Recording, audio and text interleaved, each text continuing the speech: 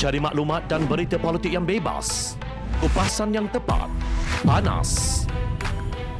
Dapatkannya secara eksklusif hanya di Jom Channel. Komitmen kami, pentasan berita Isnin hingga Jumaat. Berbicara dan isu semasa, kami garapkan secara langsung.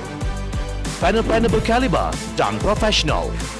Interaktif, pandangan anda kami raikan. Jangan lupa bersama kami di setiap hujung minggu dalam edisi khas mingguan. Jom Channel, moving forward, sharing a new experience.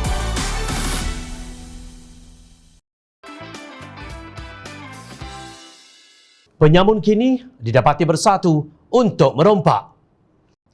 Dengan bantuan katak politik dari keadilan yang diketuai bekas timbalan presidennya, Datuk Seri Muhammad Azmin Ali dan sokongan Presiden PAS, Datuk Seri Abdul Hadi Awang, Presiden Bersatu Tan Sri Mahyadin Mat Yassin mencatat sejarah negara ini apabila yang kalah dalam pilihan raya umum menjadi kerajaan, sementara yang menang pula menjadi pembangkang. Walaupun UMNO mendapat manfaat daripada persekongkolan dengan pengkhianatan Mahyadin dan gerombolannya, kos yang ditanggung oleh parti itu bukan sedikit. Daripada 54 kerusi parlimen yang dimenangi UMNO pada pilihan raya umum ke-14, kini hanya tinggal 38 kerusi sahaja di Dewan Rakyat. Justru tidak hairan apabila Ahli Parlimen Pengerang Datuk Seri Azalina Osman Said menyeru supaya rang undang-undang RUU Akta Lompat Parti disegerakan. Kata beliau, perbuatan lompat parti oleh Ahli Parlimen boleh berlaku pada bila-bila masa. Pentadbiran yang dicadangkan oleh kerajaan dengan wujudnya rang undang-undang Akta Lompat Parti wajib dan wajar dilakukan secepat mungkin. Bukannya apa? Sebab kalau katak tu nak lompat, dia tak ikut masa tu yang dia betul. Siang, pagi, malam, petang.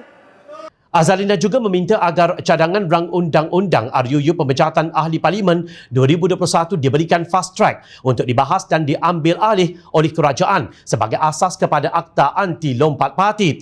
Beliau juga mencadangkan agar Peguam Negara dilantik sebagai Menteri Undang-Undang untuk membolehkannya hadir ke Dewan Rakyat bagi menjawab isu-isu berkaitan perundangan. Menurut beliau, Malaysia pernah mempunyai Menteri Kabinet yang juga Peguam Negara, iaitu Allahyarham Tan Sri Abdul Kadir Yusof dan Tan Sri Hamzah. Beliau berkata demikian ketika berbahas titah Yang di-Pertuan Agong Al-Sultan Abdullah Sultan Ahmad Shah pada petang 15 September 2021.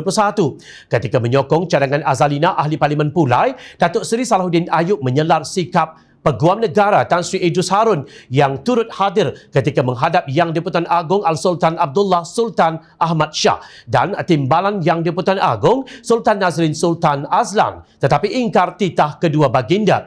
Beliau turut menggesa sidang parlimen agar segera menggubal undang-undang anti lompat parti selewat-lewatnya pada penghujung tahun ini. Salahuddin berkata perbuatan lompat parti dalam kalangan wakil rakyat sehingga menjatuhkan kerajaan yang diberi mandat secara sah oleh rakyat telah memalukan institusi raja dan parlimen. Ya, saya lari dari PAS tetapi saya tidak jatuhkan kerajaan. Ini lari bersubahat dan bersekongkol untuk jatuhkan kerajaan. Kita bukan pelacur politik, kata beliau. Timbalan Presiden amanah itu juga mahu masa depan institusi diraja serta parlimen dapat dipelihara dengan baik daripada anasir-anasir pengkhianat. Kita harus selamatkan negara kita daripada anasir kerajaan tebuk atap, tegas beliau.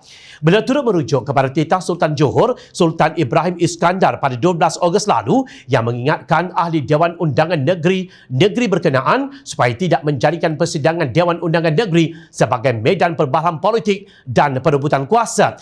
Ini bukannya masa untuk berbalah, tetapi ini adalah masa untuk bersatu dan bekerjasama. Jangan tanya kepada orang lain apa yang telah dibuat untuk bantu rakyat, tetapi lihatlah cermin muka sendiri.